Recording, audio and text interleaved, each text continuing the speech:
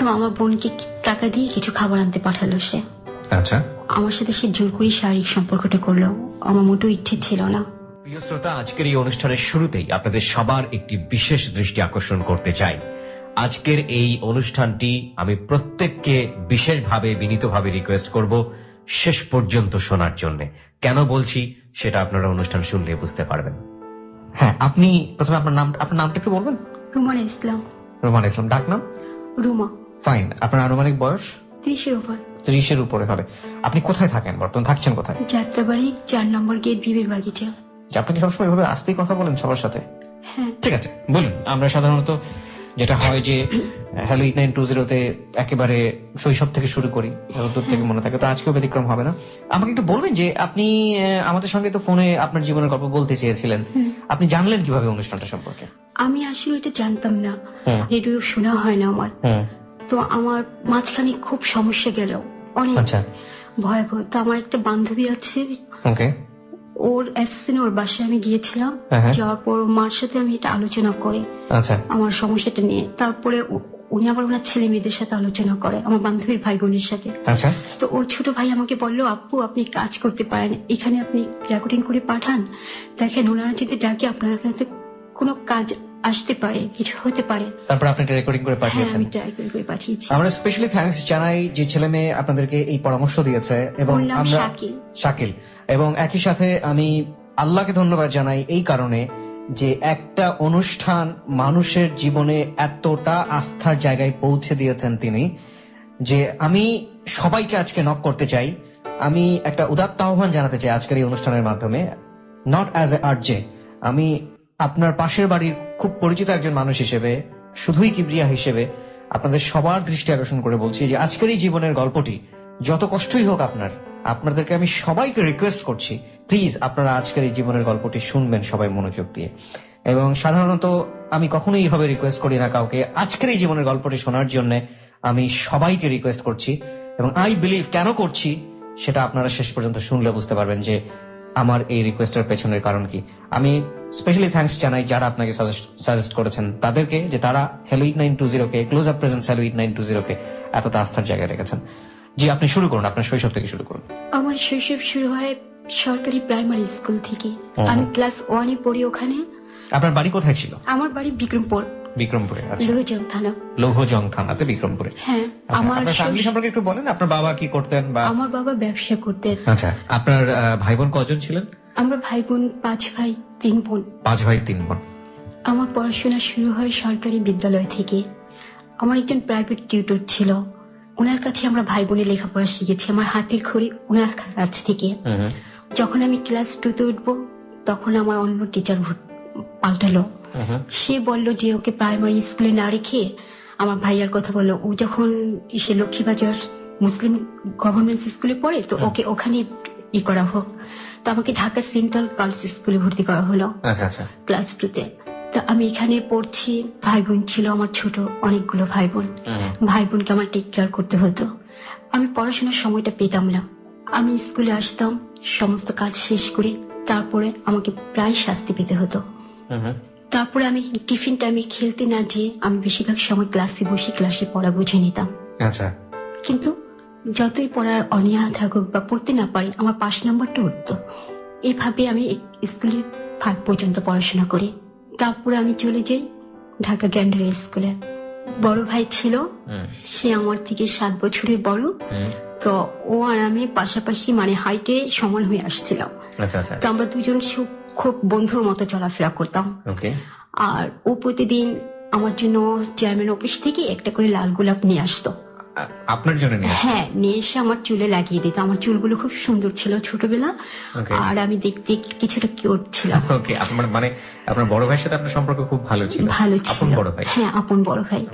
তো আমাকে সবসময় এরকম করতো, আর আমাকে স্কুলে কখনো একা যেতে দিত না। আমার জীবনে আমি কোথাও একা যেতে পারিনি।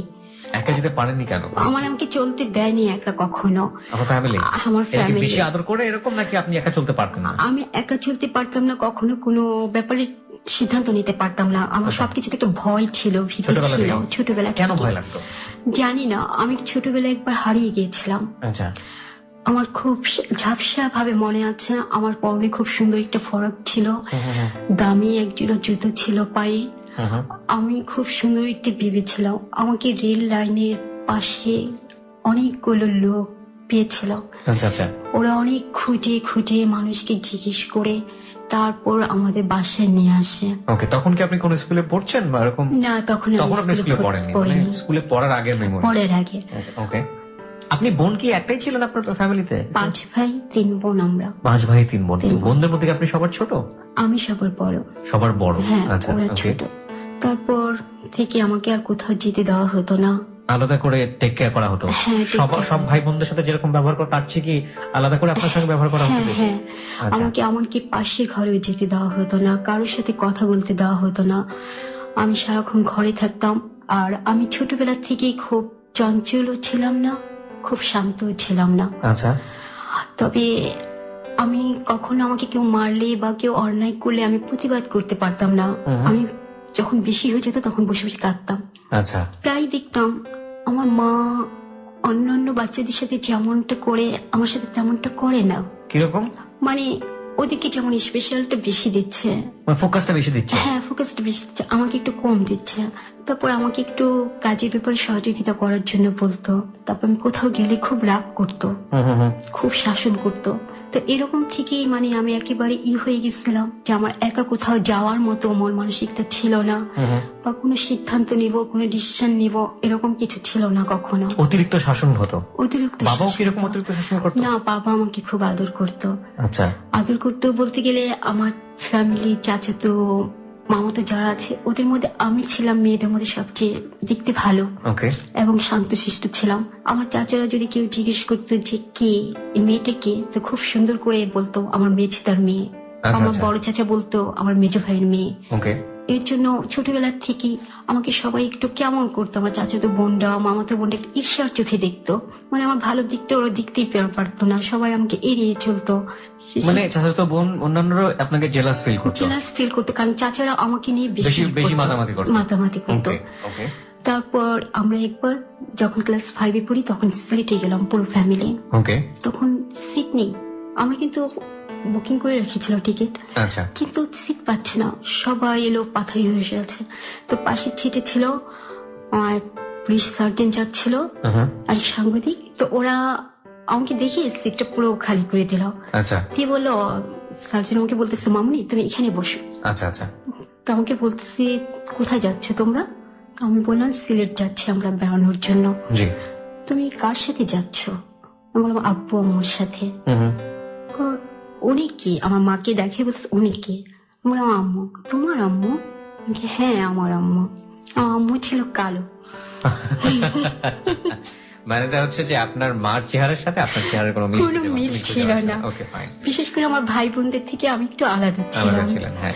মানে আপনি অনেক সুইট ছিলেন দেখতে, সুইট একটা বাচ্চা ছিল এবং হ্যাঁ, অনেক আদুরে আমি ছিল। শুনেছি আমার মার কাছে সবার কাছে মানে এই রাস্তা দিয়ে যারা হেঁটে যেত পাশাপাশি ফ্ল্যাটের বা বাড়ির, যে দেখতো সে আমাকে মানে তুলে নিত, হ্যাঁ, Okay, তুলে নিয়ে fine. আদর করতো। বুঝতে পেরেছি, হ্যাঁ। তো আমরা সিলেটে গেলাম, যে আমরা থাকলাম অনেকদিন ওখানে, 7-8 দিন। ওকে। যখন অসুস্থ হতাম আমি, আমার মার চেয়ে আমার বাবা বেশি টেক কেয়ার করতো আমাকে। আচ্ছা। আমার মাকে কখনো দেখতাম না আমার জ্বর হলে সে ভাবনা করে বা একটু পানি না, আমার মা আমার ভাইদেরকে বেশি করতো। কিন্তু আমি যে সারাদিনে কিছু খাইনি সেটা তার কোনো খেয়াল ছিল না। আর বেশি করতো আমাকে ভাইয়াদের খাবার টাবার রেডি করা দেওয়ার জন্য, ধমক দিতে থাকতো, শাসন করতো। আমার সারাক্ষণ কাটতো মার কাজকর্ম করে, আর অবসর টাইমে ভাই বোনদের, ছোট ভাই বোন যারা ছিল তাদেরকে কোলে রেখে গল্প শোনানো বা ঘুম পাড়ানো। তো আমি সেই ফাঁকে ওদেরকে কোলে নিয়ে পায়ের উপর রেখে আমি আমার পড়াটা বুঝে নেওয়ার চেষ্টা করতাম। এটা আপনি কোন ক্লাসে থাকতে করতেন? এটা আমার ক্লাস 2 থেকেই শুরু হয়। ক্লাস 2 তে থাকা অবস্থায়? হ্যাঁ। মানে আপনার বাকি ভাই বোনগুলো তো আরো ছোট ছিল? হ্যাঁ হ্যাঁ। ওকে। তো আমার মাঝে মাঝে মনে হতো খুব কান্না পেত, অন্য আমার সাথে যারা পড়াশোনা করতো তাদের মারা কিভাবে বাচ্চাদের জন্য খাবার নিয়ে আসতো, পরীক্ষার হলের পাশে দাঁড়িয়ে থেকে তাদেরকে পড়া বলে বলে দিত। তখন আমার খুব কান্না আসতো যে আমার মা তো এমন না। তারপর ক্লাস 4-এ যখন পড়তেছি তখন একদিন খুব বৃষ্টি, আমার সাথে আমার একটা বান্ধবী ছিল। তো ওদের বাসায় এর আগে আমি আরো 2বার গিয়েছি। জি। তো সেদিন বৃষ্টি হচ্ছে, আমাকে বলে তুমি আসো আমাদের বাসায় আসো, বৃষ্টি কমলে আমি পৌঁছে দিয়ে আসবো। জি। বলার পর আমি ঠিক আছে ওদের বাসায় গেলাম। বাসায় গিয়েছি আর এমন বৃষ্টি নামছে তো নামছে, আর আমরা যে ঘুমাইছি। ও বাসায় গেছি পরে খালাম্মা খাবার টাবার দিছে, খায় যে ঘুমাসছে আর কোনো ইয়ে নেই, হদিস নাই। ঘুমাই গেছে, 4টা বেজে গেছে। ওকে। এদিকে তো বাসা আব্বাস পুরো হই হই রব পড়ে হই হই রব পড়ে গেছে। পুলিশ থানায় নিয়ে করছে, করে এখন বলতেছে রেডিও অফিসে করবে। এদিকে এসে দেখি আমার মা খুব কান্নাকাটি, খুবই, আব্বাও মুখ চোখ কালো হয়ে গেছে, তারা রেডিও অফিসে যাচ্ছে করার জন্য। আর আমার রেডিও অফিসে যাচ্ছে হারানো বিজ্ঞপ্তি দেওয়ার জন্য। হারানো বিজ্ঞপ্তি দেওয়ার জন্য। ওকে। তারপর আমি যাওয়ার পর আমার মা কি করলো, কিভাবে যেন দুধ টুধ দিয়ে পানির সাথে তেল টেল মিক্স করে আমাকে গোসল করালো, দোয়া টোয়া পড়লো, ওকে। পরে আমাকে ঘরে নিয়ে গেল। এই আর কি। মানে বুঝতে পারছি যে কেন আপনাকে আসলে ঘরের মধ্যে সবসময় চোখে চোখে রাখতো। তাদের একটা ভয় ছিল যে যে কেউ আপনাকে নিয়ে যাবে, কিডন্যাপ করতে পারে আমাকে কিডন্যাপ কেউ। করতে পারে আপনাকে। মানে এতটাই বেশি সুন্দর ছিল ছোটবেলাতে এবং এতটাই বেশি আদরের ছিল যে আমি সবসময় শার্ট প্যান্ট পরতাম। আমার ভাইয়াকে ড্রেস দেওয়া হতো, আমাকে সে ড্রেস দেওয়া হতো। আর আমার চুলগুলো সবসময় এতটুকু ছিল, বয়কাট স্টেপ করা। সবাই বলতো খান সাহেবের এই ছেলেটা না একেবারে মেয়েদের মতো। যেখানে যেতাম, দাওয়াত খেতে যেতাম, আমাদের 2 ভাই আর আমাকে আব্বা পাঠাতো, আব্বা আম্মা যেত না। তো সবাই বলতো খান সাহেবের 3 ছেলেকে পাঠিয়েছে, তারা 2জন আসেনি, আর এই ছেলেটা তো সুইট কেন, একেবারে মেয়েদের মতো। তারপর আমার ভাইয়ের সাথে ভালো রিলেশন ছিল, ওর সাথে আমি এমন ভাবে ঘুরতাম যে আমরা বড় হয়েও আমার হাইট খুব বাড়ন্ত ছিল। আমি 12 বছর বয়স যখন আমার পড়েছে, তখন আমাকে দেখলে মনে হতো 18 এরকম। আর নানান জায়গা থেকে ডিস্টার্ব করা হতো বিধায় আমার ভাইয়া খুব গাইড করতো আমাকে, 24 ঘন্টা চোখে চোখে রাখা। হ্যাঁ, আমার মা খুব গাইড করতো, কারোর সাথে কথা বলতে দিত না, কারোর সাথে চলতে দিত না, কোনো ঘরে যেতে দিত না। আচ্ছা। কোথাও যদি যাই আমার আব্বা আম্মার সাথে নিয়ে যায়, সাথে নিয়ে আসে। আমার জীবনে বিয়ের আগ পর্যন্ত আমি কোথাও একটি রাত থাকতে পারিনি, একটি দিন আমি একা কোথাও কাটাতে পারিনি। স্কুলে যখন আমি পড়তাম প্রায় আমার পড়াশোনা খারাপ হতো। কেন খারাপ হতো? খারাপ হতো, আমি পড়তে পারতাম না বাসায়। আচ্ছা। সময় পেতাম না। মানে আপনার ভাই বোনদের যত্ন করতে গিয়ে তো টিচার আমাকে মাঝে মাঝে শাস্তি দিত, বেঞ্চের উপর দাঁড় করে। তো দাঁড় করালে না আমার চোখগুলো ছিল খুব বড় বড়, তখন বড় বড় ছিল আমার চোখগুলো। তো কান্না চলে আসলে তো পানিগুলো টলটল করতো। তো টিচার আমার চোখের দিকে তাকালেই বলতো বসো, আমাকে আর শাস্তি দিত না। মানে প্রচন্ড মায়া লাগতো। হ্যাঁ, আর আমি এই জিনিসটাই ছিল আমার সবচেয়ে বেশি, আমি কান্না করে দিতাম যখন আমাকে কেউ শাস্তি দিত। হ্যাঁ, বুঝতে পেরেছি, না মায়াবী একটা চেহারা ছিল আর কি। ওকে। তারপর যখন ক্লাস 5 উঠি তখন আমি বড় হয়ে যাই দেখতে। তো এই পাশ দিয়ে রাস্তার মধ্যে অনেকগুলো ছেলে দাঁড়িয়ে থাকতো। তো একদিন একটা ছেলে কি যেন বলার পর তখন আমি যেন কেমন করে বলে ফেলি, হ্যাঁ গুন্ডা আমাদের অনেক দেখা আছে। দেখার পর ওরা খুব মানে ব্যাপারটা নিয়ে মজা পেয়ে যায়, খুব হাসাহাসি হয় আর কি।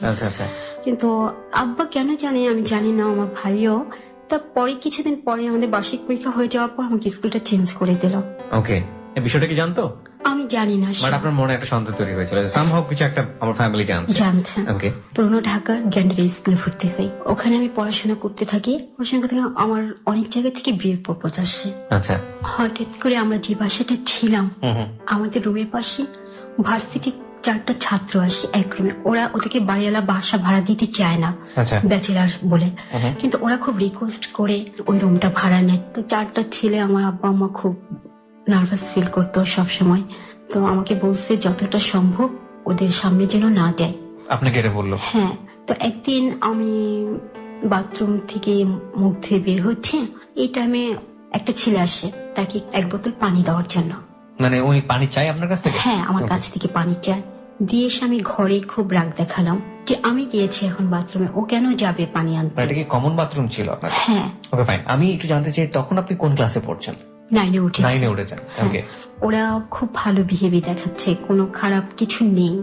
আমার মার সাথে খালাম্মা করে কথা বলছে, এমনকি কোনোদিন বলছে খালাম্মা আমরা আজকে কিছু রান্না করিনি, আপনি কি রান্না করেছেন। মানে আপনাদের সাথে একেবারে মিশে যাচ্ছে।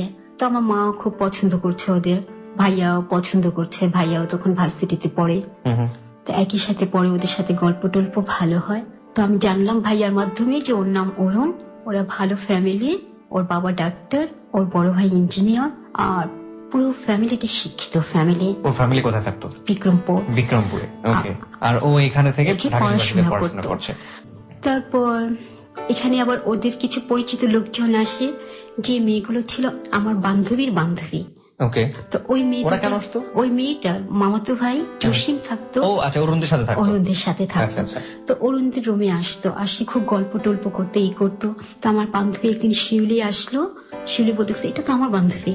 কয় তাই নাকি, তাহলে ডাক, আমরা একসাথে গল্প করে। ওকে। তো ওরা আমাকে ডাকি, আমি যাই না। তো এভাবে আমি দেখতেছি অরুণ ছেলেটা আমাকে যখন তখন মানে কিছু একটা বলতে চাচ্ছে। ওকে। সে আপনাকে ফলো করছে। একদিন গ্রামের বাড়িতে যাবে সে, আমি তখন রান্নাঘরে, তো সে যেমন আমার আম্মাকে বলতে আসছে খালাম্মা আমি দেশের বাড়ি যাচ্ছি। ওকে। সে আমার দিকে তাকিয়ে বলতেছে আমি দেশের বাড়ি যাচ্ছি 2 দিনের জন্য, 2 দিন পর আমি আসবো। তার কিছুদিন পর পহেলা বৈশাখ, তার বন্ধুরা সবাই বাজার টাজার করে সেদিন আমার মাকে বললো যে খালাম্মা আমাদের সময় দিতে হবে, আজকে আমরা রান্না করবো। আম্মা বললো ঠিক আছে তোমরা রান্না করে নাও। তো ওরা রান্না করছে, ওদের বাসায় গেস্ট আসছে, আমাদের ঘরেও খাবার দিয়ে গেছে। প্রিয় শ্রোতা, আমি আপনার থেকে একটা বিষয় একটু নোট করতে চাই। গল্পের মাঝখানে আমি আমার যে অতিথি রুমাকে থামিয়ে দিয়ে আপনাদেরকে একটু নোট করছি, একটা দৃষ্টি আকর্ষণ করছি। আজকে যে গল্পটা এখানে এই ভদ্রমহিলা বলতে এসছেন, তিনি রীতিমতো কত বড় যুদ্ধ করছেন এই মোমেন্টটাতে, এই সময়টাতে, যে 2 ঘন্টা তিনি স্টুডিওতে দিচ্ছেন, 2 থেকে 2.5 ঘন্টা। যারা আজকে তাকে মনোযোগ দিয়ে শেষ পর্যন্ত শুনবেন তারা বুঝতে পারবেন যে উনি এই 2 থেকে 2.5 ঘন্টা মানে যে কোনো যুদ্ধ জয়ের চেয়ে কম বড় ঘটনা না, এই 2 থেকে 2.5 ঘন্টার সময় এই স্টুডিওতে দেয়া। কেন এই কথাটা আমি বলছি সেটা আপনারা শেষ পর্যন্ত শুনলে বুঝতে পারবেন, এবং এটা আমি শেষে রিভিল করবো। এবং সবাইকে আমি পার্সোনালি বারবার রিকোয়েস্ট করছি আজকের এই হ্যালো ইট 920 শেষ পর্যন্ত শোনার জন্য, এবং আমি সবার কাছ থেকে 2 ঘন্টার সময় আজকে চেয়ে দিচ্ছি, প্লিজ লিসেন দ্য স্টোরি। ওকে, বলুন। রান্না করলো তারা? রান্না করে হ্যাঁ, খাবার দিয়ে গেল। আমার তো সেদিন ওর বোন আসছিল, 2 বোনকে, আমার সম্ভবত অরুণ ওর বোনদেরকে আমার জন্য নিয়ে আসছে। আচ্ছা আচ্ছা। ওরা 2 বোন এসে আমাদের রুমে আসলো। আচ্ছা। হ্যাঁ, তোরা 2 বোন আমাকে দেখলো, আমার নাম জিজ্ঞেস করলো, কিসে পড়ি, কি করি ইত্যাদি জিজ্ঞেস করে ওর ভাইকে বললো ঠিক আছে।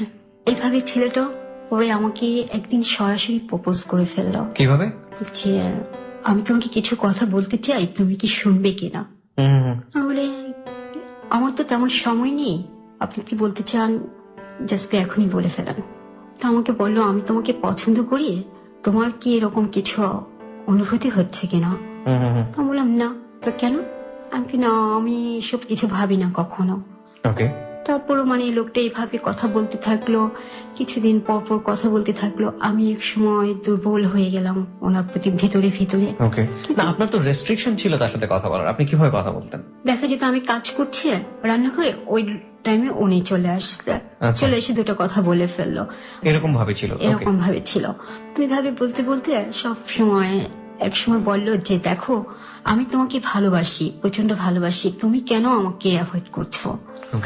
বললাম দেখেন আপনি যা ভাবছেন তা হবার নয়, আমার ফ্যামিলি আপনার ফ্যামিলি থেকে অনেক দূরত্ব। কিন্তু উনি তখন পড়াশোনা করছিল, এদিক থেকে আমার বিয়ের জন্য নানান জায়গা থেকে প্রস্তাব আসতেছে। তারা বিয়ের জন্য আমাকে চাপ দিচ্ছে। তখন বলতে পারছি না যে আমি এই ছেলেটাকে আমি পছন্দ করি মনে প্রাণে, আবার ছেলেটাকে আমি বিশ্বাস করতে পারছি না। কেন আমার ভিতরে একটা সবসময় ভয় কাজ করতো, আমার নিজের থেকে কিছু বলার বা ভাবার মতো আমার কিছু তৈরি হয়নি কখনো। কনফিউশনে থাকতাম একটা জিনিস বুঝতে পারছি যে ছোটবেলা থেকে এত বেশি শাসন এবং এত বেশি রক্ষণশীল পরিবারের মধ্যে বা পরিবেশের মধ্যে বড় হয়েছেন যে নিজের যে একটা ব্যক্তিত্ব বা মানে ডিসিশন মেকিং যে পাওয়ার নিজের মধ্যে তৈরি হয় নিজের পার্সোনালিটিতে, সেটা আপনার মধ্যে ছিল না, কখনো ছিল না। তারপর আমার মা যেন কিভাবে জানতে পারে বিষয়টা, আমার মা আমাকে প্রশ্ন করে, তো আমি বললাম যে ও আমাকে এসব কথা বলেছে। একদম যা যা বলে সব বলে দিলাম। বলে দেওয়ার পর আমার ভাইয়া বলে যে ওকে জিজ্ঞেস করতে বলো, ও যদি বিয়ে করে এই মুহূর্তে করবে, আর যদি না হয় কখনো যেন ওর পিছনে ঘুরঘুর না করে। মানে ছেলেটাকে বলতে পারে নাকি আপনাকে বলে? ছেলেটাকে বলতে পারে। তারপর আমি একদিন আবার কথা বলার সুযোগ হলো, তখন আমি বললাম আপনি কি আমাকে বিয়ে করতে চান? হ্যাঁ, আমাকে বিয়ে করলে আপনি আমাকে এই মুহূর্তে বিয়ে করবেন। আপনার ভাই যেটা বললো আপনি সেটাই কোট করেছেন? সেটাই বললাম। আর যদি এই মুহূর্তে আমি না করি আমাকে কখনো আমার পেছনে আর আসবেন না। আমার পড়াশোনা শেষ করতে হবে, আমার ইচ্ছে আমি মাস্টার্স কমপ্লিট করে বাইরে যাব পিএইচডি করার জন্য, আমার ফ্যামিলির সবার ইচ্ছে। আমি সবাইকে যাওয়ার আগে আমি জানিয়ে এনগেজমেন্ট করে যাব, তারপরে এসে বিয়ে করব। ওকে। কিন্তু আমার ফ্যামিলি এটাকে একসেপ্ট করেনি। ওকে। ভয় ভীতি। আপনার ফ্যামিলির সাথে ওনাদের ফ্যামিলির একটা বড় ইকোনমিক ডিসটেন্স ছিল। হ্যাঁ। ওকে। আমি ওকে বলে দিলাম যে না, আপনি আমার পিছনে আর ঘুরঘুর করবেন না প্লিজ। তারপর একদিন আমি আমার চাচার বাসায় যাচ্ছিলাম, আমার ভাইয়ার এক সিনিয়র বন্ধুর সাথে আমার দেখা হয়ে গেল। সে আমাকে তুই করে বলতো। তো আমি তার সাথে দেখলাম ওই দোকানের মধ্যে আরেকটা লোক তার পাশে দাঁড়িয়ে আছে। ওকে। সে দেখতে একটু মাস্তান টাইপের। আসলে আমি চলে গেলাম। কিছুদিন পর ওই লোকটাই আমার ভাইয়ার সিনিয়র ফ্রেন্ডের সাথে আমাদের বাসায় আসলো। আচ্ছা। তো এইভাবে 2-3 দিন আসলো, ভালো। আসার পর আমাদের ফ্যামিলির একটা কি যেন একটা সমস্যা হয়ে গেল। সমস্যা হয়ে যাওয়ার পর ওই লোকটা হেল্পের দরকার পড়লো, যেহেতু লোকটা সন্ত্রাস। আসে সমস্যাটা সমাধান করলো। মানে আপনাদের ফ্যামিলির একটা হেল্পের দরকার পড়েছিল। কি ধরনের হেল্প ছিল এটা? এটা আমার সম্ভবত আমার ভাইয়ের সাথে কোথাও মারামারি হয়েছিল, এবং এই যিনি সন্ত্রাসী ছিলেন তার হেল্প নিয়ে এটা আপনারা সমাধান করলাম। ওকে। তারপর লোকটা প্রস্তাব দিল আমাকে বিয়ের জন্য। আমার ফ্যামিলি এটা গ্রহণ করলো না, রিজেক্ট করলো। কিন্তু ওই লোক পিছন ছাড়লো না। এভাবে 3 বার প্রস্তাব আসলো। এর মধ্যে ওর সাথে আমাদের ফ্যামিলি খুবই ক্লোজ হয়ে গেছে। এই মাস্তান ছেলেটার সাথে কি নাম ছিল ওর? মালিক। ওকে। ক্লোজ হওয়ার পর আমাকে সে বলল যে আমি তোমাকে পছন্দ করি, আমি তোমাকে বিয়ে করব।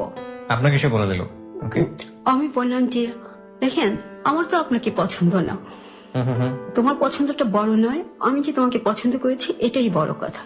উনি আসলে আপনাদের ফ্যামিলিতে ক্লোজ হলেন সেটা বড় বিষয় নয়, তার চেয়ে বড় বিষয় হচ্ছে উনি কি আশেপাশে কোথাও থাকতো? হ্যাঁ। কোথায় থাকতো? উনি ক্যান্ডারি এলাকায় থাকতো। ওনাদের কি ওখানে লোকাল বাড়ি ঘর বা এরকম কোনো কিছু ছিল? না, লোকাল। কতটুকু জানতে পেরেছিলেন ওই সময়টাতে, কতটুকু জানতেন তার সম্পর্কে? ওই সময় জানতাম সে বাড়িওয়ালা। ওকে। বাড়িওয়ালার সাথে কি করতো সে? কোনো কিছু করতো? পেশায় কোনো কিছু ছিল? বলতো কন্ট্রাক্টারি করে। আচ্ছা, ঠিক আছে। মালিক নাম। তারপর মানে আমার অনেক জায়গা থেকে বিয়ের প্রপোজাল আসার পর এই লোকটা জানি কিভাবে ভেঙে দেয় বিয়েগুলো ভেঙে। ততদিনে অরুণের সাথে কি হয়েছে? ততদিনে অরুণের সাথে আমার কোনো যোগাযোগ নেই। অরুণ কি চলে গেছে আপনাদের ওখান থেকে? হ্যাঁ, ওরা চলে গেছে আমার মেয়ের পর। ওকে। তারপর একদিন আমার ভাইয়ার একটা খুব ক্লোজ ফ্রেন্ড ছিল, ও আমাকে নিজের বোনের মতো আদর করতো। একদিন আমি অরুণের গল্পটা বললাম ওই ভাইয়াকে। বলার পর বলে তুমি আসলে একটা বোকা মেয়ে, তুমি আসলে সত্যিকার জিনিসটা বুঝতে পারো না, চেনো না। তো আমি বললাম আপনি কি বলছেন যে সে রাইট ছিল? অবশ্যই রাইট ছিল কিনা তোমার কাছে কি তার কোনো ঠিকানা আছে? আমি বললাম হ্যাঁ, ঠিকানা আছে। তুমি ওখানে একটা চিঠি দাও। তো আমি শুধু এতটুকুই লিখেছি চিঠিতে যে রোমানা, আমি আপনাকে দেখতে চাচ্ছি। আচ্ছা। তো সেই চিঠিটা সে পেয়ে সে চলে আসছে অলরেডি আপনাদের বাড়িতে। হ্যাঁ, সে আমাকে বলতেছে তুমি কি এখন ভুলতে পারছো আগের এগুলো ক্ষোভগুলো? এখন কি সহজ হতে পারো? তো আমি বললাম সহজ হতে পারে একটি কারণে, আপনার পড়াশোনা তো অনেক গ্যাপ যাচ্ছে আর এক জায়গায় স্টপ হয়ে আছেন। ওদের পরীক্ষা হয়নি, পরীক্ষা স্টপ হয়েছিল। তো আমি এখন ভাইয়া বলছে যদি বিয়ে হয় এর মধ্যেই হবে, আর না হলে আমার একটা প্রপোজাল আসছে সেখানে বিয়ে হয়ে যাবে। তার জন্য আমি আপনাকে নক করেছি, আপনি কি এই মুহূর্তে বিয়ে করবেন? কয় না, পড়াশোনা শেষ না করে আমি বিয়ে করবো না। আমি বললাম পড়াশোনা শেষ করতে কতদিন লাগবে? সেটা বলতে পারি না, 1 বছর হতে পারে, 2 বছর হতে পারে। তুমি যদি তোমার ফ্যামিলিতে বেশি বোঝা হয়ে যাও তাহলে আমি তাদেরকে এতটুকু বলতে পারি তোমার যা খরচ সব আমি বেয়ার করবো এবং পড়াশোনার দায়িত্ব আমি নিব। ওকে। তো আমি বললাম আপনি নিতে পারেন, কিন্তু তারা তো সেটা নেবে না, মেনে নেবে না, কোনো ফ্যামিলি এটা মেনে নেবে না। বলো যে আমার জন্য আর 1 থেকে 2 বছর অপেক্ষা করতেই হবে। তখন বললাম যে না, এটা সম্ভব হবে না, আমার ফ্যামিলি কখনোই মানবে না। তখন সে শুধু একটা কথাই বলল যে পালিকা বুঝে না সে কতটুকু জ্বলে এবং কতটুকু জ্বালায়। ঠিক আছে, তোমার কথাই রাইট, তুমি যাও ভালো মনে করো। সে কথা বলে আমাদের বাসা থেকে বের হয়েছে। ওই টাইমে মালিক আসছে আমাদের বাসায়, অরুণকে দেখছে আমার সাথে কথা বলতে। আচ্ছা। কথা বলতে দেখে মালিক আমাদের বাসা থেকে অরুণ বের হওয়ার আগেই চলে গেছে। মালিক ও হয়তো সম্ভবত এমন কিছু বলছিল অরুণকে যার জন্য অরুণ আর এই পথে আসেনি। তারপর মালিকের সাথে বিয়েতে তো আমরা রাজি হচ্ছিলামই না, কিন্তু আমাদের ফ্যামিলির এমন একটা পজিশন চলে আসছিল তখন যে ওর কথার বিরুদ্ধে যাওয়ার মতো কোনো ছিল না। কেন এরকম হবে? মানে সেটা মাস্তান ছেলে, আপনার ফ্যামিলি তো ইকোনমিক ভাবে স্টেবল ছিল, কিন্তু বিরুদ্ধে যেতে পারবে না। কেন পারবে না? সে আমার বড় ভাইকে টার্গেট করে নিয়েছিল যে আমার সাথে যদি ওর বিয়ে না হয় ওর জীবনহানির আশঙ্কা ছিল। কেন বড় ভাইকে কেন সে টার্গেট করবে? সে আমার জন্য টার্গেট করেছিল, বড় ভাই প্রতিবাদ করেছিল যে তার সাথে বিয়ে দেওয়া হবে না, আচ্ছা। এটাই। আর আমার একটা ছোট বোন ছিল, হ্যাঁ, তখন ক্লাস 6-এ পড়ে, ওকে তুলে নিয়ে যাবে। এরকম কথা আমার এই ফ্যামিলিতে কথা আমার ফ্যামিলিকে বলেনি, আমাকে বলেছে মালিক। আচ্ছা। আর যদি এই কথাগুলি তোমার ফ্যামিলিকে তুমি জানাও তাহলে ভয়াবহ পরিণাম হবে এর চাইতে। আচ্ছা, এগুলো আপনাকে বললো? আমাকে বললো। তো আমাকে বলার পর আমি খুব চিন্তা ভাবনা করলাম যে আসলে কি করব। আমি যদি ওকে বিয়ে না করি, যদি এগুলো হয়ে যায় তাহলে আমার ফ্যামিলির অনেক ক্ষতি হয়ে যাবে। হ্যাঁ, আর আমি যদি বিয়ে করি তাহলে আমার অনেক ক্ষতি হয়ে যাবে। হ্যাঁ। তারপর একদিকে আমি মানে আর অমত করিনি। মানে আপনি অমত করেননি? হ্যাঁ, রাজি হয়ে গেলাম। তো ওদের বাসা থেকে সব, ওর মা, কিন্তু আপনার ফ্যামিলি তো রাজি ছিল না। না। আপনি রাজি হলে তো আপনার ফ্যামিলি তখন আপনাকে কি বললো? হ্যাঁ, ফ্যামিলি তখন রাজি হলো। ফ্যামিলিকে আপনি কি বললেন? ফ্যামিলির মানে অরাজি ছিল না, আমার মা রাজি ছিল। তো আমার মা বলে যে এরকম বিয়ের আগে অনেক ছেলে থাকে, পরে ভালো তো হয়ে যায়, বিয়ের আগে মাস্তানি করে কিন্তু বিয়ের পরে ভালো হয়ে যায়। হ্যাঁ। তো আমার বড় ভাই রাজি ছিল না কখনো। আচ্ছা। তারপরে যাক, বিয়েটা হবে, ওদের কথা ছিল আজকে অ্যারেঞ্জমেন্ট করবে। এখানে একটা বিষয় একটু নোট করছি প্রিয় শ্রোতা, যার জীবনের গল্প আপনারা শুনছেন, রুমা, সে 30 ঊর্ধ্ব একজন ভদ্রমহিলা, এবং তার যে মানবিক গঠন ছোটবেলা থেকে, বারবারই কিন্তু বলছি, প্রচন্ড নম্র এবং নরম স্বভাবের। ও কিন্তু অতটা সাহসী না, এবং নিজের সিদ্ধান্ত নেবার যে মানসিকতা, সেটা ওর সার্কামস্ট্যান্সেস বা ওর যে সারাউন্ডিং বা ওর যে ফ্যামিলি এনভায়রনমেন্ট, ওর প্রতি যে ব্যবহারগুলো হয়েছে, সেই জায়গাটি থেকে ওর সেলফ ডেভেলপমেন্ট এটা হয়নি। এবং যা যেটা ওকে যেভাবে হুমকি দেওয়া হতো, যা যেটা ওকে বলতো, ও এতটাই নরম স্বভাবের ছিল, ইনফ্যাক্ট এখনো ওই জিনিসগুলো মেনে নিত, নিজের উপরে বোঝাটা চাপিয়ে দিত। অন্য মেয়েরা হলে বা অন্য কেউ হলে হয়তো বা যেভাবে এখানে সেই ছেলেটি কাজটি করেছে, যে তার ফ্যামিলির উপর টর্চার করবে, অত্যাচার করবে, এবং সেজন্যই ফ্যামিলির কথা চিন্তা করে যে ছেলেটাকে তার পছন্দ না, তাকে বিয়ে করতে রাজি হয়ে যাবে, এটা আনথিঙ্কেবল, এটা অচিন্তনীয়, চিন্তা করা যায় না। কিন্তু ওর ক্ষেত্রে এটা সম্ভব এই কারণে যে ওকে আমরা নিয়ে বেশ কিছুদিন স্টাডি করেছি, দেখেছি ও আসলেই অনেক বেশি নরম স্বভাবের। কিছু মানুষ ডিফারেন্ট থাকেন সোসাইটিতে, সেই জায়গাটি থেকে আসলে কি ঘটে তাদের ভাগ্যে, আজকের এই জীবনের গল্পে শুনুন, শুধু শুনে যান। ওকে, বলুন তারপরে। ওর এঙ্গেজমেন্টের কিছু একটা বলছিলেন আপনি। এনগেজমেন্ট হওয়ার কথা ছিল, ওর মা, বোন, ভাই এরা আসলো, আর কিছু লোক, শুধু জাস্ট আংটি পরিয়ে যাবে, কিন্তু কথা ছিল না কাবিন করার। আচ্ছা। আংটি বললো, এটা আমি কাজী পাঠ নিয়ে আসলো, ওরাই নিয়ে আসলো? ওরাই নিয়ে আসলো। ওর ফ্যামিলি সম্পর্কে কতটুকু জানলেন ওই সময়টাতে? জানতেন? আপনার ফ্যামিলি জানতো? না, ওর ফ্যামিলি সম্বন্ধে আমরা ভালোটাই জেনে আসছি, যে এখানে বাড়ি কি আছে, জানতেন? নিজেদের বাড়ি আছে। ও বলছে ওর বাড়ি আছে গ্যান্ডারিয়াতে, গ্যান্ডারিয়াতে বাড়ি আছে, তারপরে গাড়ির গ্যারেজ আছে। আচ্ছা। আর সে কন্ট্রাক্টর করে। তার মানে কিছু একটা দেখে এসছেন আপনারা, যে এরকম ওকে দেখিয়েছে, এই যে বাড়ি ঠাড়ি হ্যাঁ দেখিয়েছে। আচ্ছা, তারপর ওরা কাজে নিয়ে আসলো, কাপড় চোপড় সাথে করে নিয়ে আসছে, মনেগুলো রেডি ছিল আগে। তো আমার সেদিন কাবিন হয়ে গেল। নাকি তখন ফ্যামিলি রিঅ্যাকশন কি ছিল তখন? এটা তো হওয়ার কথা ছিল না। হ্যাঁ, হওয়ার কথা। ফ্যামিলি বলছিল যে এটা হওয়ার তো এখন কথা না, এটা হওয়ার দরকার নেই, কিন্তু ওরা বুঝাচ্ছে যে এখন হলে হবে, এনগেজমেন্টটা যখন হচ্ছে, বিয়ে তো হবেই। আচ্ছা। তো এখন হলে হবে, পরে হলে হবে, এখন হতে সমস্যা। আপনার বাবার প্রতিক্রিয়া কি ছিল? বাবার প্রতিক্রিয়া ছিল না আগে তেমন একটা ভালো, যে ওকে বিয়ে দিব ওর কাছে। পরে সব দিক থেকে করে চুপ করে একটা চাপে, চাপে। আর ওই সময় বড় ভাই ছিল এঙ্গেজমেন্টে? বড় ভাই কি বলছিল? না, বড় ভাই ছিল না। বড় ভাই তখন চাকরি নিয়ে চিটাগাং ছিল, ভাবিকে নিয়ে। কিসের চাকরি করতেন? সে ব্যাংকে চাকরি করতেন। আচ্ছা, আপনারা তো 8 ভাই বোন ছিলেন, আপনার পজিশন কততম ছিল? আপনি 3 নম্বর। 3 নম্বরে ছিলেন আপনি। আপনার 2 ভাই বোন, তারপর আমি। 2 ভাই, তারপরে হচ্ছে না আপনি। আপনার সবচেয়ে বড় ভাই যেটা, সেটা চিটাগাং সেই মুহূর্তে চাকরি করছে, এবং আপনার বোন তার বোন আলাদা হয়ে গেছে। আর তার ইমিডিয়েট যে ছোট ছিল, সে ছিল ফ্যামিলিতে ছিল। তার সাথে আপনার বয়সের গ্যাপ কত বছরের ছিল? 1.5 থেকে 2 বছর। 1.5 থেকে 2 বছরের ছিল। তখন আপনি কি এসএসসি পরীক্ষার্থী? হ্যাঁ। তার মানে সে অর্থে সেও তো খুব বড় ধরনের ডিসিশন মেকার না। না। বলুন তারপর। তো বিয়ে হয়ে যায় আমাদের, সেদিন কাবিন হয়ে যায়। তো 3 মাস পরে নেওয়ার কথা। তার মানে তো আপনি অপ্রাপ্ত বয়স্ক ছিলেন, এসএসসি পরীক্ষার্থী, মানে আপনি তো বয়স হয়নি তখন পর্যন্ত আপনার বিয়ে। মালিকের সাথে আপনার বয়সের গ্যাপ কতদিন ছিল? অনেক 18 থেকে 20 বছর। 18 থেকে 20 বছর? কিন্তু তাকে বোঝা যায় না, পরে আপনি বুঝেছেন। ওকে, ফাইন, লেটস গো। তারপর কাবিন হয়ে গেল। সে মাঝে মাঝে আসতো বাসায়, তখনও তার সাথে আমার কোনো শারীরিক সম্পর্ক হয়নি। মানে আপনাদের বাসর হয়নি তখন? হয়নি। তো এভাবে যাওয়া আসতো, সেও অনেক টাকা পয়সা খরচ করে এটা সেটা নিয়ে আসতো, অনেক কিছু নিয়ে আসতো আমার জন্য, অনেক গিফট নিয়ে আসতো মাঝে মধ্যে আমার ভাই বোনদের জন্য। ওদেরকে নিয়ে মাঝে মধ্যে বেড়াতেও যেত, আমিও যেতাম মাঝে মাঝে। ওকে। তারপর একদিন বাসায় আসলো সন্ধ্যার দিকে, তখন আমাদের বাসায় কেউ নেই, আমি একা আর আমার ছোট বোন ছিল। তো আমার বোনকে টাকা দিয়ে কিছু খাবার আনতে পাঠালো সে। আচ্ছা, আমার সাথে সে জোর করে শারীরিক সম্পর্কটা করলো, আমার মোটেও ইচ্ছে ছিল না। তো আমাদের এটা সম্পর্কে আপনি কিছু জানতেন আগে থেকে? কোনো আইডিয়া ছিল আপনার? না, কোনো আপনার বাবা মা কখনো বিয়ের পরে আপনাকে বুঝিয়েও বলেনি? আপনার এমন কোনো ফ্রেন্ড ছিল না যারা আপনাকে কোনো নলেজ দেয়া? কেউ কখনো এটা বলেওনি? না। আপনি একেবারেই ওয়াকিবহাল ছিলেন না বিষয়টা নিয়ে? হ্যাঁ। ওকে। সে চলে গেল। তারপর থেকে সে প্রায় আসতো, আমাকে নিয়ে যেত শিল্প মেলাতে, বাণিজ্য মেলাতে, অনেক জায়গায় নিয়ে যেত। তো আমি দেখতাম যখন নাকি অন্য ছেলেরা আমার ঘুর ঘুর করে বা আপনার আশেপাশে? হ্যাঁ। আশেপাশে তাকায় আমার দিকে, তখন খুব জেলাস ফিল করে সে। ও খুব জেলাস ফিল করে? হ্যাঁ, সে জোর করে আমার হাত ধরে টেনে ওখান থেকে নিয়ে আসতো।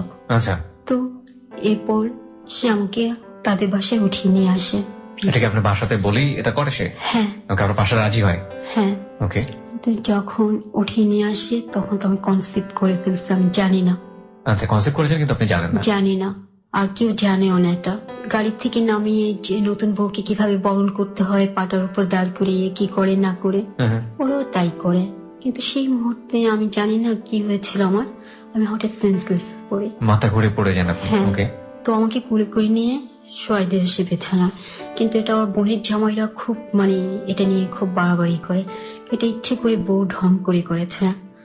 মানে ওদের কথা হয় কি, ওর বোনের জামাই যে দুলাভাই হয় সে আমাকে কুলে করে নিয়ে যাবে পাটার উপর থেকে, আমাকে দাঁড় করাবে। এবং সেটা আপনি করতে দেননি বলে আপনি এই কাজটা আমি এই করেছেন? কাজটা করেছি। আচ্ছা।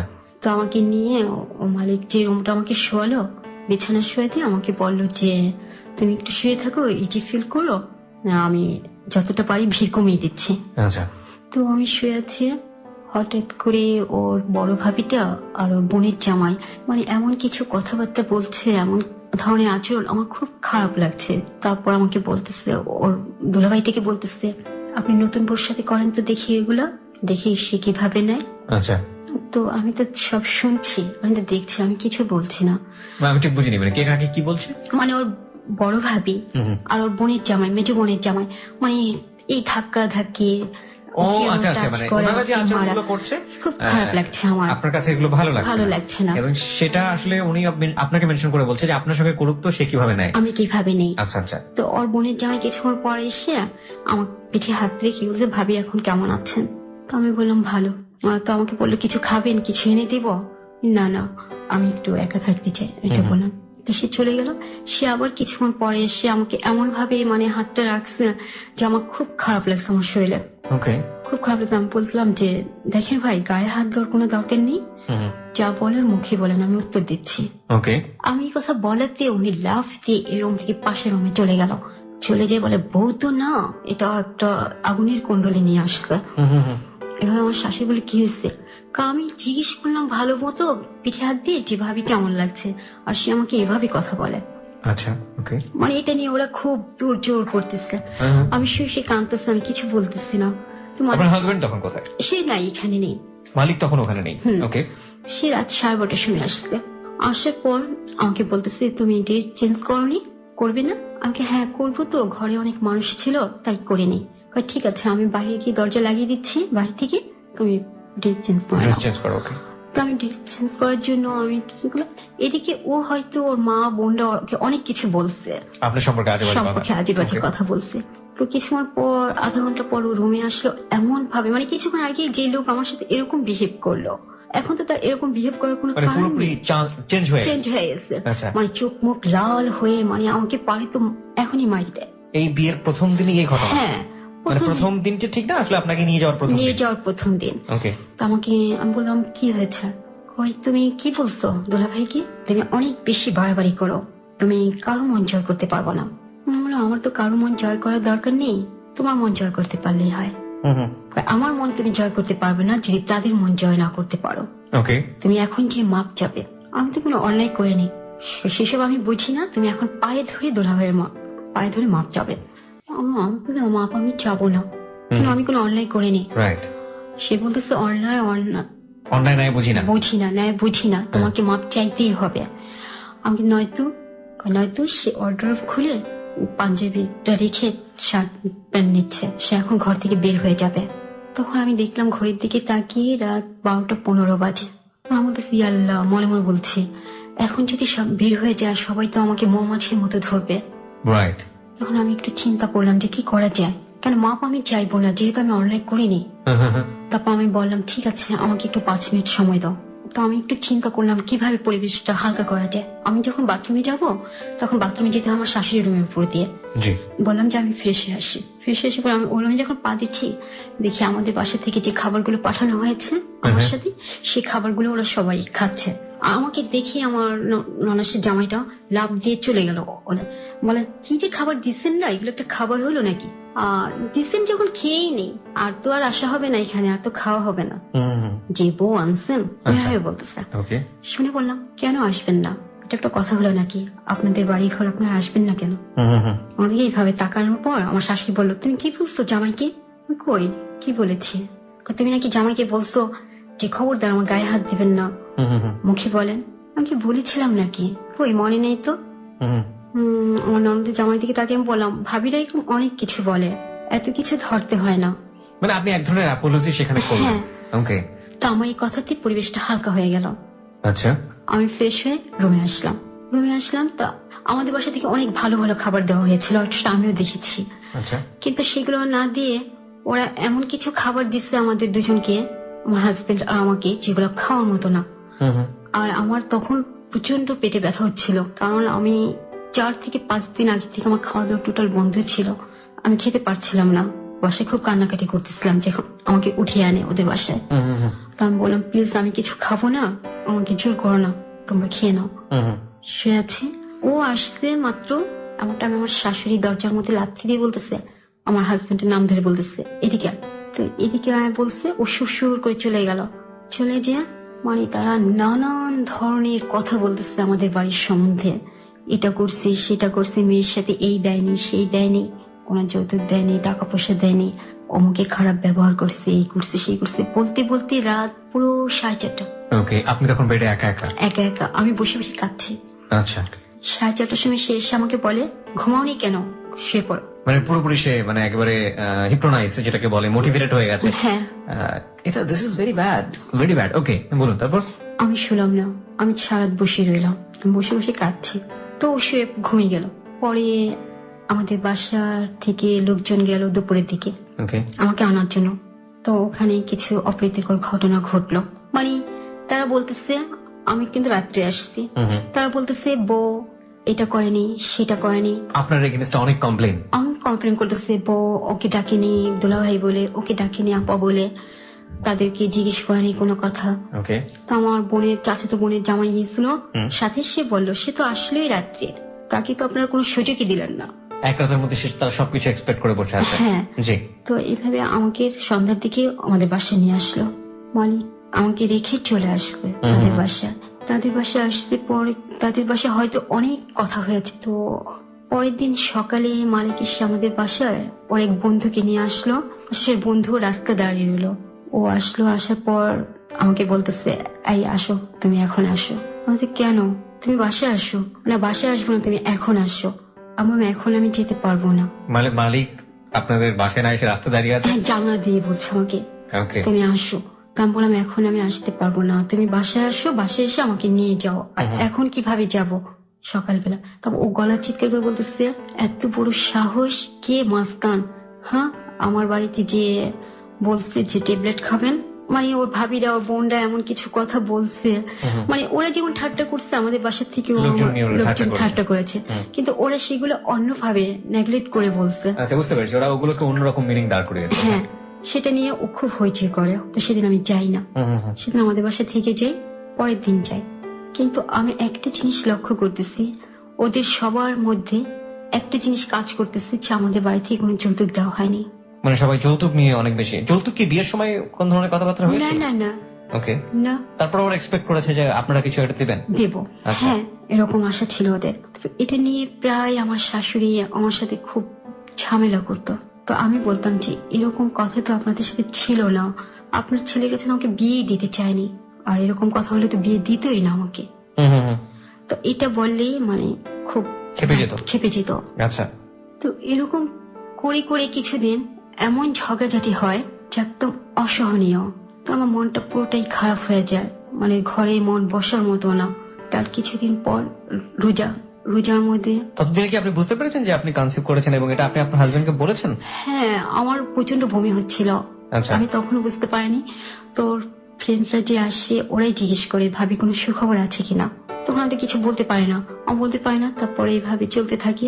তোকে আমি বলি যে আমাকে একটু ডাক্তারের কাছে নিয়ে যাওয়া দরকার, কিন্তু ডাক্তারের ব্যাপারটা ওরা কোনো দেয় না, প্রাধান্য দেয় না। ওকে। এভাবে রোজার মাসটা চলে। ও আমার ফুপি আসে আমার হাজবেন্ডের বাসায় ঈদের পর। তখন আমার শাশুড়ি আর আমার দেবর তাদের বাড়িতে গেছে বেড়াতে, আচ্ছা। ফরিদপুর। তো এই সুযোগ আমার ফুপি আসতে পর আমি মানে তাকে বলে রাখি যে কিছুদিন সে থাকলে আমার একটু হেল্প হবে।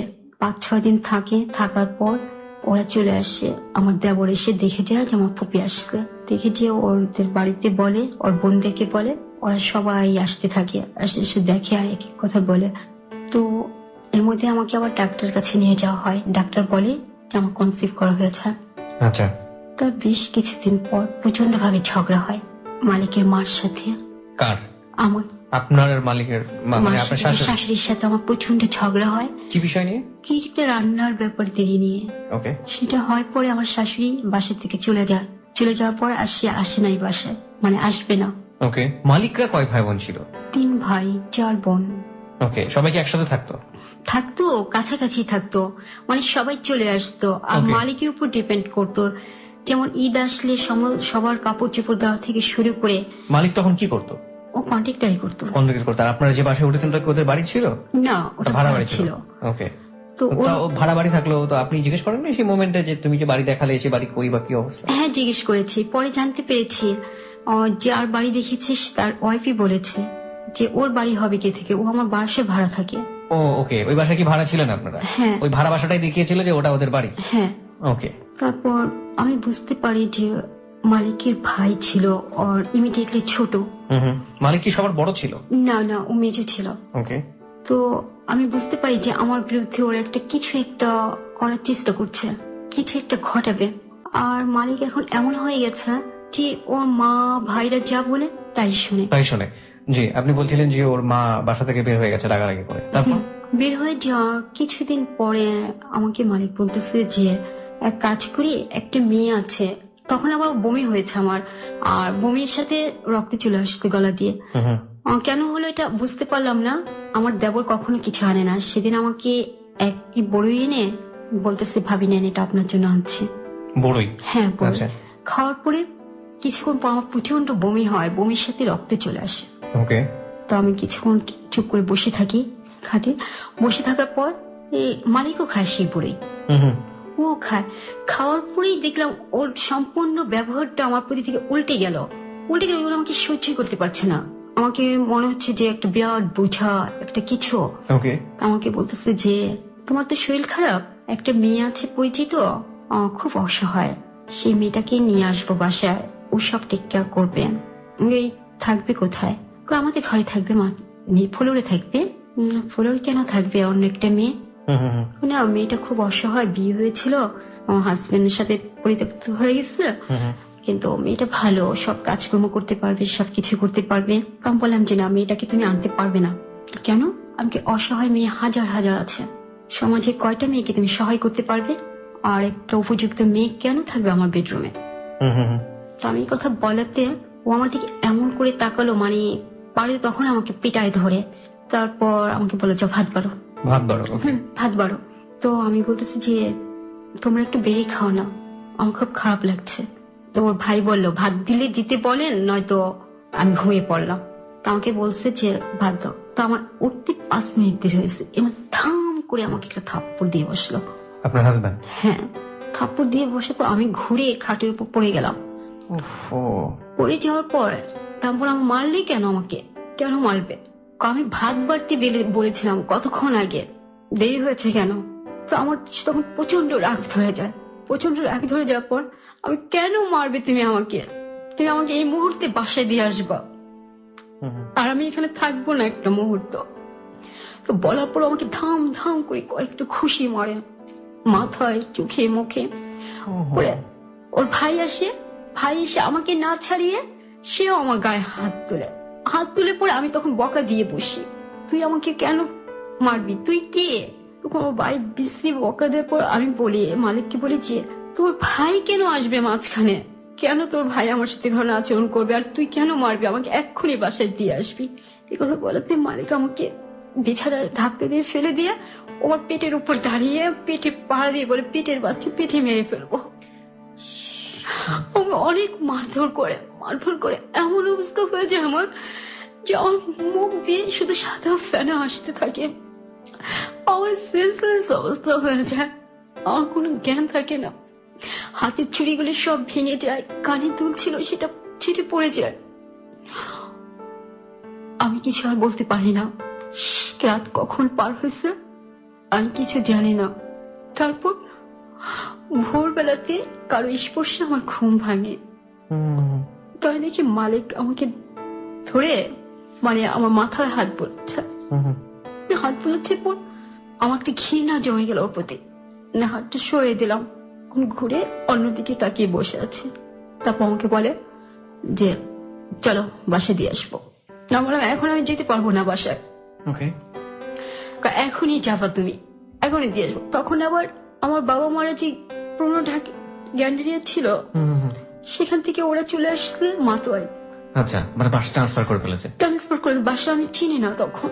আমি বললাম আমি এখন যেতে পারবো না, আমি বাসা চিনি না, আমি খুঁজে বের করবো বলে ও আমাদের বাসায় আমাকে নিয়ে আসে। তার আগের দিন রাত থেকে আমি একটু পানি খাইনি, মারধর করছি, তখনও খাওয়া হয়নি। রাস্তায় যখন আসি আমার এত পানি পিপাসা লাগছে যে বলার মতো না। আমার প্রচন্ড শরীর ব্যথা করছে আর পেটে অসম্ভব ব্যথা হচ্ছে, যন্ত্রণা হচ্ছে। আমি বারবার বলতেছি, যখন এই যে ক্ষেতগুলো থাকি না মাতোয়াল যাওয়ার পথে, তখন অনেক গ্রাম সাইড ছিল, তখন আমি বলি একটু রিক্সাটা থামাও, আমি এখান থেকে একটু পানি খাবো। আমি ওকে কয়েকবারই কথাটা বলি, তো কোনো কথা বলে না। সোজা মাতোয়াল নিয়ে আসে, মাতোয়াল না, তখন কোনাপাড়ার দিকে ছিলাম, মাতোয়ালের থেকে দৌড়ে তখন কোনাপাড়া আসে। যখন নাকি একটা হোটেল পরে সামনে খাবার, সেখান থেকে আমাকে এক গ্লাস পানি দেয়। আর আমি পানিটা মানে ভিখারির মতো যেন না পেয়েছি এমন করে এক ঠুকে পানিটা খেয়ে ফেলি। খেয়ে পড়ে আমার বাসায় নিয়ে এসে উল্টো ও ছুটপাট দেখায়, আমার নামে নানান কথা বলে। আমি কথা শুনি না, কোনো কাজকর্ম করি না, এই করি না সেখানে। তো আমার যে ফুপুটা আমার বাসায় ছিল, সেই ফুপুটার জন্য সম্ভবত এগুলো করেছে। মানে সে এতদিন ছিল কেন আমার বাসায়? তো আমার ফুপুটা যখন বলে, আমি বললাম আপনি ছিলেন দেখেই তো করেছে, আপনারা যাতে না যান তার জন্য করেছে, আমাকে এভাবে মারধর করেছে। আমি এগুলো আগেই বুঝতে পেরেছিলাম, কিন্তু আমার কথা আমার বাবা মা তখন ব্যথিত না হয়ে আমার ফুপু আমাকে চর মারে গালের মধ্যে ধরে। আপনার হাজবেন্ডের সামনে? হ্যাঁ, আমরা কি অভুক্ত ভিখারি যে তোমার বাসা থাকার জন্য পড়ে গেছিল? তুমি তো থাকতে পারছো। তখন হাজবেন্ড বলে, দেখছেন কিভাবে মিথ্যে কথা বলে। এসব কিচ্ছু বলা হয়নি, ও খারাপ বিহেভ করেছে, বকাবাজি করেছে, যার জন্য ওকে মারা হয়েছে। এই কথা বলে ওইটি চলে আসে বাসায়। অনেকদিন যায় না আমার ওখানে। তো আমার শরীর খুব খারাপ হতে থাকে। একদিন ও যায় দুপুরবেলা আমার জন্য হরলিক্স আর কিছু ফল নিয়ে যায়। আমি তখন শুয়ে আছি। আমি বলে কেমন আছো? ঘুমিয়ে গিয়েছিলাম। আমার হাত রাখাতে আমি ঘুম ভাঙি। বলে কেমন আছো তুমি? আমি বলি ভালো না। কেন? আমাকে প্লিজ আমাকে একটু ডাক্তারের কাছে নিয়ে যাও। তোমাকে ডাক্তারের কাছে যাওয়া খুব দরকার? আমি কি হ্যাঁ খুবই দরকার, আমার মনে হচ্ছে কিছু একটা হয়ে যাচ্ছে। বলার পক্ষে ঠিক আছে, তুমি কিছুদিন অপেক্ষা করো, আমার হাতে এখন টাকা নেই, টাকা আসলে আমি তোমাকে নিয়ে যাব। কিন্তু তার পরের দিন এমন ব্যথা হয় আমার, হঠাৎ করে সকাল থেকে ব্যথা হয়, আমি বুঝতে পারি না আসলে ব্যথাটা হচ্ছে কেন। আমি এই ধারণা আমার কোনো, সেদিন আমার মা ছিল না বাসায়, কেউ ছিল না, আমি আমার ছোট বোন বাসায়, আর ভাইগুলো তো সব বাইরে। তো হঠাৎ করে আমার এত ব্যথা যে আমি সহ্য করতে পারছি না, আমি নীল হয়ে যাচ্ছি পুরো। তো ব্যথাটা গেল, রাত গেল, মা রাত্রে আসলো। তখন আমার বাচ্চার বয়স 4 মাস শেষ হয়ে 5 মাসে পড়েছে। তারপর আমি টয়লেটে যেতে পারছি না, বাথরুমে যেতে পারছি না, মানে আমার এতটা সময় আমি পাচ্ছি না। তো আমি বললাম যে আমার খুব খারাপ লাগছে। আমার বোন একটা প্লাস্টিকের ডিশ ছিল, ওই ডিশটা আমাকে দেয় যে তুমি এটা উপরে দাঁড়াও। তা মোটামুটি দাঁড়ায়, তো ওগুলো অনেক পানি পড়তে থাকে। তো আমার ওখানেই কোনাপাড়ার দিকে আমার আব্বার এক বন্ধু ছিল, তার বউ এরকম কাজ করতো, ধাত্রীর কাজ করতো। তো তাকে ডাকে আনা হয়। সে আমাকে দেখে বলে ওর তো বাচ্চাটা নষ্ট হয়ে যাবে। নষ্ট হয়ে গেছে অলরেডি, যেহেতু পানি ভেঙে গেছে, এই বাচ্চা থাকবে না, ওকে তাড়াতাড়ি হাসপাতাল নেওয়া দরকার। তখন আমি যে ডাক্তার দেখাতাম, মানে আমার বিয়ের পর আমার হাজবেন্ডের বাসা থাকা যে ডাক্তারকে দেখিয়েছিলাম গ্যান্ডারিয়া, আমি সেখানেই আসি। একটা সিএনজি নিয়ে আসে, কিন্তু সিএনজি এমন অবস্থা যে ব্লাড দিয়ে ভেসে যায় সিএনজি। আর আমি চিৎকার করে কান্নাও করতে থাকি। আমার কান্নার চোটে সিএনজি আলা মানে কিভাবে যে সিএনজি চালায় বলার মতো না। এসে দেখি ক্লিনিক তালা মারা। তো পাশের এক ভদ্রলোক বের হচ্ছিল, সে আমার অবস্থা দেখে বলে মেয়েটাকে তো মেরে নিয়ে আসছেন, আর না আমার বাসায় নিয়ে আসেন। ওর ভদ্রলোক আর সিএনজি আমাকে ধরে ওনার বাসায় নিয়ে ওনার খাটের উপর শোয়া দেয়। ওনার বউকে বলে যে তুমি ওর যত্ন নাও, আমি ডাক্তারকে ফোন দিচ্ছি। তো ওই ভদ্রলোক ফোন দেয়, আর তো বারবার ফোন দিয়ে ওই ভদ্রলোক যে ডাক্তারকে নিয়ে আসে। ডাক্তারকে নিয়ে এসে আমাকে তাড়াতাড়ি করে রুমে ঢোকানোর পর মানে সবাই ভাবছে যে অপারেশন করতে হবে, কিন্তু অপারেশন করতে হয়নি, বাচ্চাটা অ্যাবর্শন হয়ে গেছে নিজের থেকে। প্রিয় শ্রোতা, আমি আবারও বলছি আপনাদেরকে, আজকের যে জীবনের গল্প প্রচার হচ্ছে, আমি সবাইকে স্পেশালি একটা রিকোয়েস্ট করেছি আজকের এই জীবনের গল্পে। আজকের এই জীবনের গল্পটি ধৈর্য ধরে আপনারা শেষ পর্যন্ত শুনবেন। আমি বহুত জীবনের গল্প শুনেছি, বহু। আপনারা হয়তো 160টা 70টা শুনেছেন, আমি কয়েক হাজার শুনেছি, তার মধ্যে থেকে 160টা 70টা আপনারা হয়তো শুনেছেন। কোন জীবনের গল্প আমাকে হাসিয়েছে, কোন জীবনের গল্প আমাকে কাঁদিয়েছে, কোন জীবনের গল্প আমি ঘুমোতে পারিনি, কিন্তু আজকের এই জীবনের গল্পটি আমি জীবনে কোনোদিন ভুলবো না। কারণ যা আপনি শুনতে যাচ্ছেন, যা আপনি দেখতে যাচ্ছেন, ইনফ্যাক্ট দেখবেনও, আজকে একটা ভিডিও দেওয়া হবে আমাদের এই হ্যালো ইট 920 কোনো একটি সময় গিয়ে আজকে একটা ছোট্ট ভিডিও আমরা পোস্ট করবো আমাদের ফেসবুক পেজে। সবার উচিত আজকের এই হ্যালো ইট 920, যারা শোনেননি কোনোদিন ক্লোজ আপ প্রেজেন্স এই হ্যালো ইট 920, প্রত্যেকের উচিত আজকের এই হ্যালো ইট 920 শোনা। এবং কেন উচিত সেটা আপনি শেষ পর্যন্ত গেলে বুঝতে পারবেন। আমি সবাইকে পার্সোনালি রিকোয়েস্ট করছি, এবং শুধু আপনি না, যারা আপনি যদি আরো 10 জন মানুষকে দাওয়াত দিতে পারেন আজকের এই অনুষ্ঠানটি শোনার জন্য, তাহলে আমি মনে করবো যে আপনি কিছু একটা করেছেন আজকের এই হ্যালো ইট 920 জন্য। সো প্লিজ, আপনি শুধু না, আরো 10 জনকে বলুন, আরো সে 10 জনকে বলুন, আরো 10 জনকে, যে আজকের এই হ্যালো ইট 920 যেন কোনোভাবে তারা মিস না করে। চলুন আবারও আপনার সেই গল্প থেকে ফিরি। হ্যাঁ, আপনি বাচ্চাটা অ্যাবর্ট হয়ে গেল। হ্যাঁ, বাচ্চাটা ছেলে ছিল, 4 মাসে বাচ্চাটা পূর্ণ হয়ে গিয়েছিল, 5 মাস পড়েছে শেষ অপারেশন হয়ে গেছে। তো আমার খুব খারাপ লাগলো, কিন্তু সে মুহূর্তে আমি বুঝতে পারছিলাম না আমার অনুভূতিটা কি, আমি জীবনের কি হারালাম।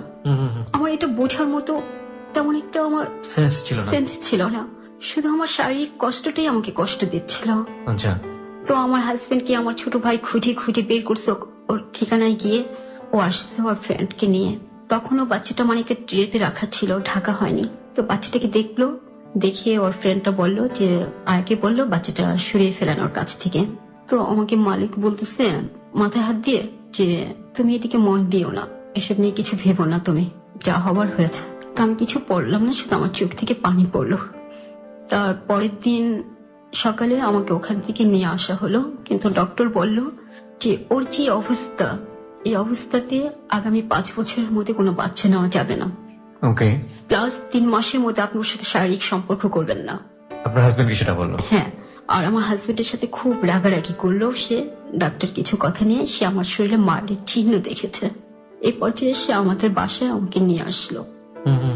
সে বললো যে তুমি এখন থাকো, আমি যাই, আমার কিছু টাকা পয়সা দরকার আছে। আপনি কি আপনার বাসাতে এসে বলেছিলেন যে আপনার পেটের উপরে উঠে সে এরকম করেছে, লাথি দিয়েছে, এবং আপনার বলেননি? আপনি না, বলেনি। কেন বলেননি? বলতে ইচ্ছে করেনি। বলতে ইচ্ছে কেন করেনি? আপনার তো পরিবারই আপনার আশ্রয়। কোন উদ্দেশ্য কি ছিল? হয়তো সম্পর্কটা শেষ হয়ে যাবে, মানে হাজবেন্ডের সাথে আপনার সম্পর্ক শেষ হয়ে যাবে, আপনার ফ্যামিলি থেকে ডিভোর্স করিয়ে দেবে। হ্যাঁ। আপনি চাননি ডিভোর্সটা হোক? না, আমি চাইনি, যেহেতু বিয়ে হয়ে গেছে। ওকে, ফাইন। হার্ডেস্ট রিয়েলিটি শ্রোতা, এবং আজকের এই জীবনের গল্প আজকে কোথায় গিয়ে দাঁড়াবে, আমি এই জীবনের গল্পের যে ভিডিওটি আমি পোস্ট করব, সেই ভিডিওটি আমি ধারণ করেছিলাম 1 সপ্তাহ আগে। এই ভিডিওটি আমি বহুবার ব্যক্তিগতভাবে দেখেছি।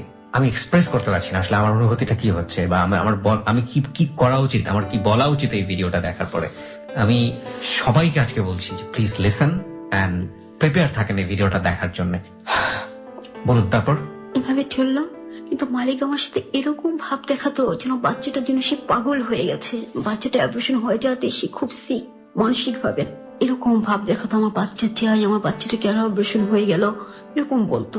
তো বলতো না, আমার খুব খারাপ লাগতো, তখন নিজেকে অপরাধী মনে হতো যে বাচ্চাটা অ্যাবর্শন হয়ে গেল, বাচ্চাটা থাকলে ভালো হতো।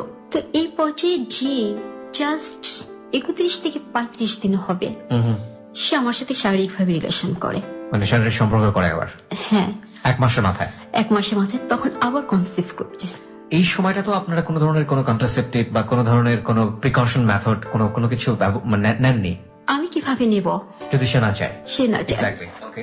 তো সম্পর্ক করার পর বেশ কিছুদিন যাওয়ার পর আমি বুঝতে পারি আমার শরীরের অনুভূতিগুলো। এখন তো আপনি বোঝাটা স্বাভাবিক, কারণ আপনার এক্সপেরিয়েন্স হয়েছে। হ্যাঁ, So আপনি বুঝতে পারছেন যে আবারও বেবি আসছে। বেবি আসছে। তো আমি ওনাকে বলি যেটা তো ঠিক হয়নি, এখন আমাকে ডাক্তারের কাছে নিতে হবে। তো আমাকে ডাক্তারের কাছে নিয়ে যায় সে। ওকে, ওই ডাক্তারের কাছে না, অন্য ডাক্তারের অন্য কাছে। ডাক্তার। স্বাভাবিকভাবেই আমি মালিককে যতটুকু বুঝেছি তাতে আমার এই প্রশ্নটা না করেই বোঝা হয়ে গেছে যে সেই ডাক্তারের কাছে তাকে নিবে না, কারণ এই ডাক্তারের কাছে নিলে তার তো প্রচন্ড গালমন্দ শুনতে হবে। বুঝতেই পারছেন কি ট্রিটমেন্ট সে ওখান থেকে পাবে। অন্য ডাক্তারের কাছে নিয়েছে। অন্য তারপর ডাক্তারের কাছে নিয়েছে, সে আমাকে কিছু টেস্ট দিল, কনসিভ করেছে। ডাক্তার কি বললো ওই সময়টা? ডাক্তার কি আপনার হিস্ট্রিটা জানতো? ডাক্তারকে ওভাবে বলিনি, শুধু অ্যাবর্শন হয়ে গেছে বাচ্চাটা এটা বলেছিলেন? এটা বলা এবং হচ্ছে। আগের ডাক্তার যে আপনাদেরকে বলেছিল যে আগামী 5 বছর বেবি নিতে পারবেন না, 3 মাসের না, মধ্যে, না। এগুলো কিছু বলেন? এগুলো কিছু মানে বলেননি। আপনারা প্রি মেডিক হিস্ট্রি বলতে যেটা বোঝায় সেটা কিছু বলেন, কিছু ডাক্তার বলা গোপন হয়নি, করেছে। গোপন করা হয়েছে। Very important point. ওকে, বলেন তারপর। তারপর ডাক্তার কিছু দিল যে এইভাবে তাকে রাখতে হবে, যেহেতু একটা বাচ্চা অ্যাবর্শন হয়ে গেছে, দ্বিতীয়বার যেন না হয়। তো এভাবে গেল বেশ 4 মাস, ভালোই গেল। কিন্তু 4 মাস পরে আবার যেন কি হলো, ওরকম ভাবে একটা ঝগড়া হলো রাত্রে। আচ্ছা, যে প্রথম যে যেভাবে বাচ্চাটা ঝগড়া হয়েছিল এভাবে আবার মারামারি হলো, রিপিট। আবার রিপিট ওকে, হওয়ার পর সেইভাবেই সে মারধর করলো। আবারও কি সে পেটের উপর এভাবে লাথি দিয়েছে? পেটের উপর লাথি দেয়নি, সে আমাকে ধাক্কা দিয়ে ফেলে দিছিল খাটের উপর। ওকে, তখন আলমারির উপর একটা স্পিকার ছিল, সেটা আমার উপর পড়ার কথা ছিল, সেটা আমার উপর না পড়ে ওর উপর পড়েছে। ওর উপর পড়ে ওর এখানে ফেটে কান দিয়ে রক্ত পড়ছে তখন। ওকে, তো এই ঘটনাকে কেন্দ্র করে সে আবার চলে আসলো তাদের বাসায়। আর আমাকে যে 2-3 বার ধাক্কা দিয়েছে, এটাতেই মানে বাচ্চাটা আবার সে একইভাবে অ্যাবর্শন হয়ে যায়। Second time abortion. Second time abortion. কিন্তু এই বাচ্চাটা যেদিন অ্যাবর্শন হয় সেদিনকার ঘটনাটা ছিল ভয়াবহ। হঠাৎ করে আমি ঘুমিয়ে আছি, রাত 12টার সময় আমি একটা স্বপ্ন দেখলাম যে আমাকে একটা হুজুর বলছে, তোমার সর্বনাশ হয়ে গেছে, তুমি এখনো ঘুমাচ্ছ কেন, তোমার উপর প্রেতাত্মা চালান করা হয়েছে। ওকে, তো আমি ঘুম থেকে উঠি না, ভয়ে আমার সারা শরীরের পশমগুলো দাঁড়িয়ে গেছে। এর আগে আরো কয়েকদিন আমি স্বপ্নে দেখেছি ওর মা ভাই লাল কাপড় পরা থাকে সাধুর মতো, ওরা আমার মাথার উপর হাত রেখে কি কি করতেছে, ধূপ জ্বালাচ্ছে না কি করছে, এরকম আর অনেকদিন দেখেছিলাম। ওকে, তো সেদিন যখন দেখলাম রাত 12টার সময়, আমি লাফ দিয়ে উঠে আমি বাথরুমে গেলাম। যে আমি উঁচু করে মাত্র জায়নামাজে দাঁড়িয়ে আর সারতে পারিনি, প্রচন্ড ব্যথা হচ্ছে, আমার ব্যথা হচ্ছে। আপনি নামাজ পড়তেন? হ্যাঁ, আমি ছোটবেলা থেকেই নামাজ পড়তাম। যখন আমি ক্লাস 2-তে পড়ি তখন আমি কোরআন মজিদ খতম করি। বাহ। আর গভীর রাত্রি আমি নামাজ পড়তাম, তাহাজ্জুদের নামাজ পড়তেন। সুবহানাল্লাহ। আপনি যেটা বলছিলেন যে হ্যাঁ নামাজের পাটিতে দাঁড়িয়ে আছেন, তারপর? দাঁড়িয়ে আমি নামাজে আর পড়তে পারি না, নামাজটা পা বেয়ে আমার ব্লাড পড়তেছে। আমি চিৎকার করতে থাকি, কান্না করতে থাকি, এমন চিৎকার যে আমি সহ্য করতে পারি না। তো আমার চিৎকারে সবাই উঠে যায় ঘরের, মানে দিশে হারা হয়ে যায়, এত রাত্রে কি করবে। সেই কোনাপাড়া থেকে তো ঢাকায় আনাও সম্ভব না আমাকে। তো আমার পাশের ফ্ল্যাটে যারা থাকতো, ওই খালাম্মার হাজবেন্ড ছিল ডাক্তার, ওনার মেয়েও ছিল ডাক্তার। তো আমার মা ওদের দরজা নক করতে থাকে। তারপর ওই আঙ্কেল এসে আমাকে দেখে, উনি বাইরে গিয়ে বলে আম্মাকে বাচ্চার অ্যাবর্শন হয়ে যাবে, ওকে যত তাড়াতাড়ি সম্ভব মেডিকেল রেফার করা উচিত, আর আমি ডেলিভারি কেস করি না। ওকে, আমার মা এরা সবাই আমাকে বলে যে নিয়ে যায় হাসপাতালে। আমি চিৎকার করতেছি, কান্নাকাটি করতেছি যে আমি কোথাও যাব না, আমার পক্ষে কোথাও যাওয়া সম্ভব কেন না। বলছিলেন এটা? কেন আমার এত ব্যথা হচ্ছে, এত যন্ত্রণা হচ্ছে, আমার মনে হচ্ছে না যে আমি গাড়িতে উঠতে পারবো বা Oh my বের God. হতে পারবো। তো আমার আব্বার যে ফ্রেন্ডের মহিলাটা ছিল ধাত্রী, তার ওয়াইফ, সেও আসছে। সে বলতেছে এটা কেমন কথা, 4 মাস হয়নি, মাত্র 4 মাস হয়েছে একটা বাচ্চা অপারেশন হয়েছে, এর মধ্যে আবার আরেকটা বাচ্চা কি করে আসছে। ও, শুনি তো আমি